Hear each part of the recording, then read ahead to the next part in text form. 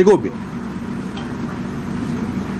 রাজ্য তার ভিন্ন পথ নেবে না। দেখুন, এক্ষেত্রে আমি একটা বারবার উপমা দিই যে আমরা পশ্চিমবঙ্গের রূপকার বলে ডক্টর বিধানচন্দ্র রায়ের কথা বলি। কেন বলি? কারণ ডক্টর বিসি রায়ের সময়তে, বিধানবাবুর সময়তে কলকাতা ছাড়িয়ে সল্ট লেক, কল্যাণী, দুর্গাপুর, হলদিয়া, খড়গপুর, শিলিগুড়ি, শুধু নগরায়ন না, নগরায়ন, শিল্পায়ন এবং বাংলার প্রকৃত উন্নয়ন বা বাংলার বিকাশ তা হয়েছিল। তার মূল কারণ কি ছিল?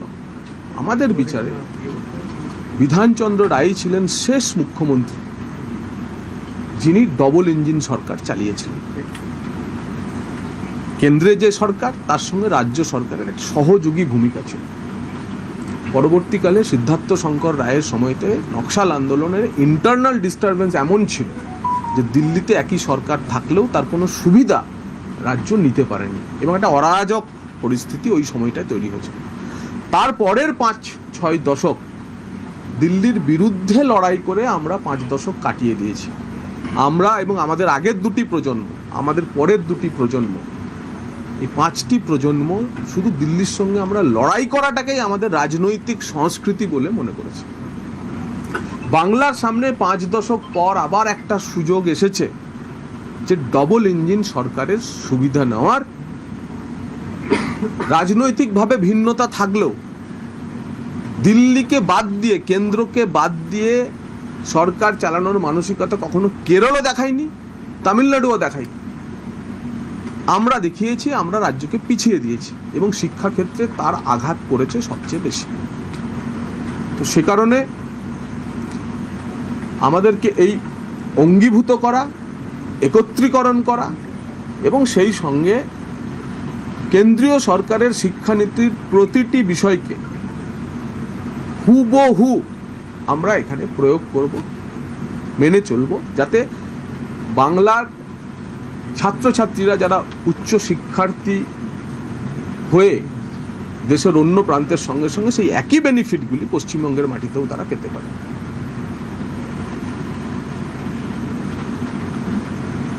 এবং সেই সঙ্গে পশ্চিমবঙ্গের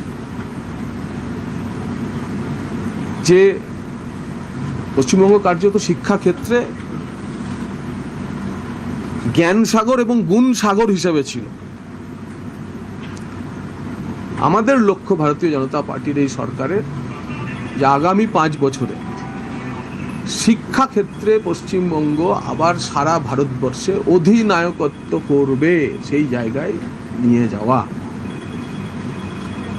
এবং তার জন্য যা যা করণীয়, আমাদের যে কারণে আমাদের পশ্চিমবঙ্গের মানুষ এত ভোট দিয়ে নিয়ে এসছে রাষ্ট্রবাদকে সমর্থন করে, সেই রাষ্ট্রবাদের উপর আধারিত শিক্ষা ব্যবস্থাকে এগিয়ে নিয়ে গিয়ে ভারতের সঙ্গে অঙ্গীভূত করে এবং উৎকর্ষতা এবং নৈপুণ্যের চর্চা করে উচ্চশিক্ষাকে তার নির্দিষ্ট জায়গায় পৌঁছানো, বাঙালিকে উচ্চশিক্ষায় আবার প্রতিষ্ঠা দেওয়াই হবে আমাদের সরকারের একমাত্র কাজ। বলছি ব্রেন ড্রেন এই মুহূর্তে একটা ভীষণ বড় বিষয় বাংলার ক্ষেত্রে। বাংলায় 12 পাস করার পরেই ছেলেমেয়েরা থাকছে না, তারা বাইরে চলে যাচ্ছে।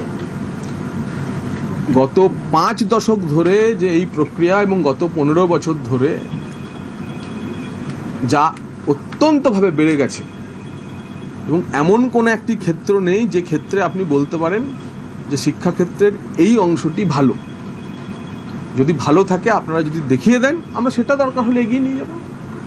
কিন্তু আমিও 1-1.5 ঘন্টা রিভিউ করার পরেতে আমি এমন কোনো ক্ষেত্র দেখলাম না। আজকে অফিসারেরা সব মন খুলে প্রাণ খুলে কথা বলছেন।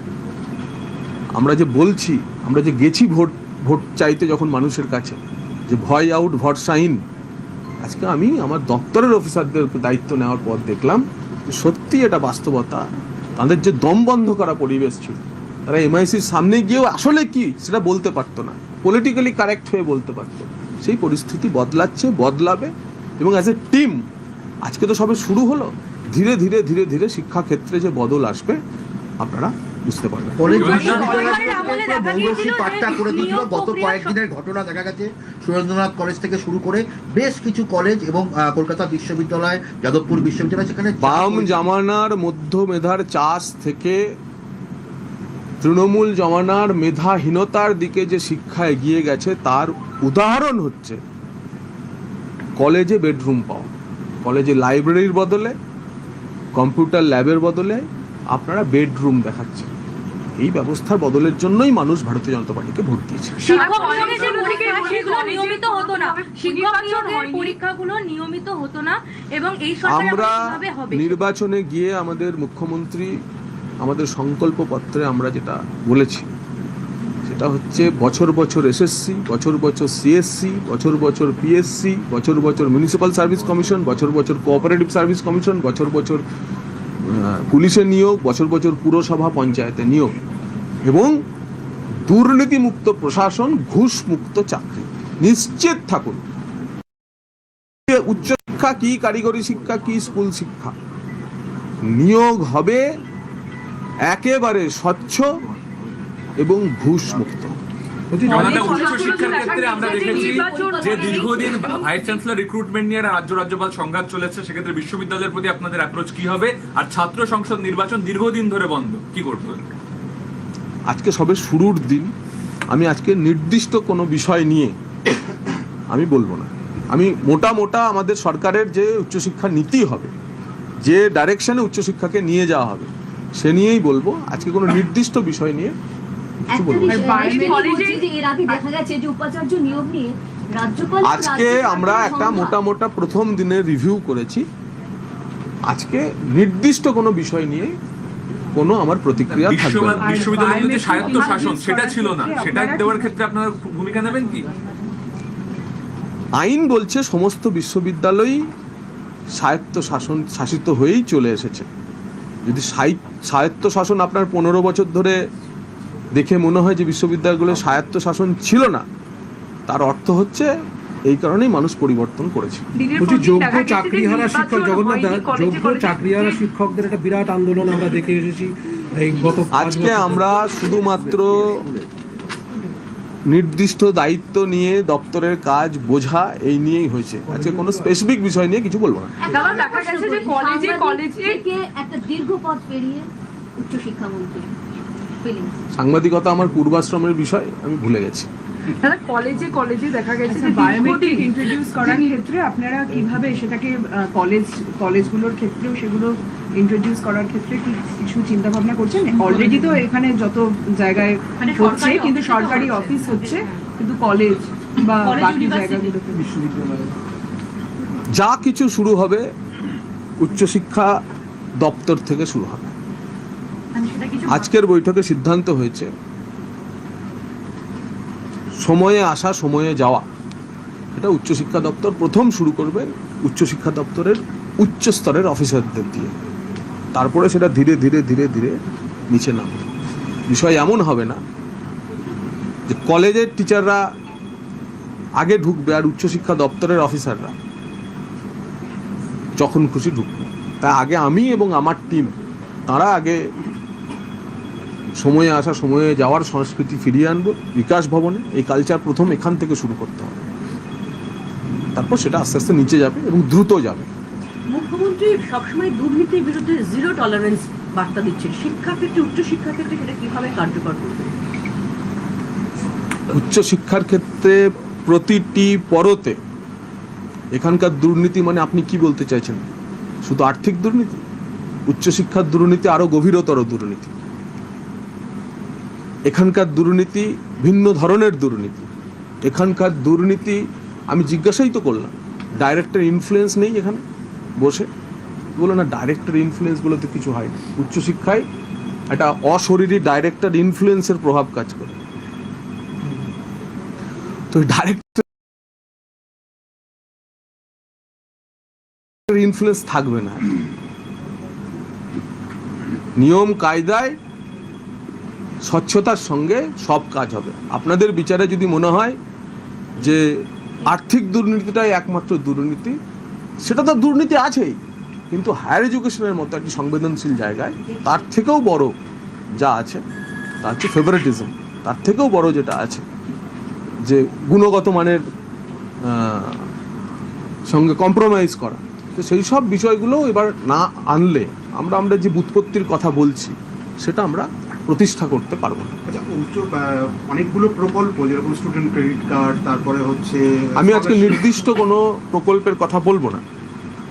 আমি আজকে সরকার প্রতিষ্ঠার পর দায়িত্বভার গ্রহণ এবং দায়িত্বভার গ্রহণের পরেতে মোটা আমাদের যা নীতি সেটাই আপনাদের জানাচ্ছি, যে রাষ্ট্রবাদের উপর আধারিত, দেশের সঙ্গে একীভূত, স্বচ্ছ, প্রভাবমুক্ত শিক্ষা ব্যবস্থা উৎকর্ষ এবং নৈপুণ্যের বিকাশের লক্ষ্যে আগামী 5 বছর উচ্চশিক্ষা দপ্তর কাজ করবে। আপনার দপ্তরে যে ভয়াবহ দুর্নীতি, যেটা আপনি বলছেন যে মানে বহুবিধ দুর্নীতি, তাদের বিরুদ্ধে তদন্ত বা তাদের বিরুদ্ধে কোনো ব্যবস্থা নেওয়ার কোনো রকম কর্মসূচি ভেবেছেন?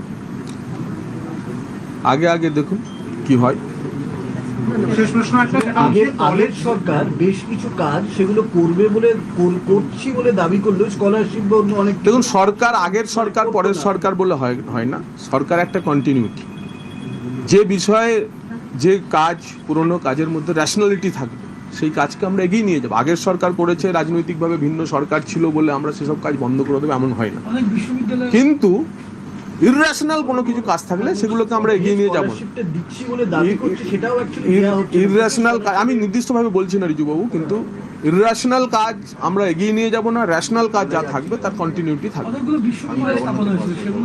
আমি নির্দিষ্টভাবে কোনো বিষয় আজকে যাচ্ছি না, আমি শুধুমাত্র ডাইরেকশনটার কথাই বারবার বলতে চাইছি। কলেজ বিশ্ববিদ্যালয়গুলোতে অনেক বহিরাগতদের দাপট দেখা গেছে, তারা এখনো বিভিন্ন ফর্মে আছে আর কি। এবং সেটা কোনো বার্তা কি?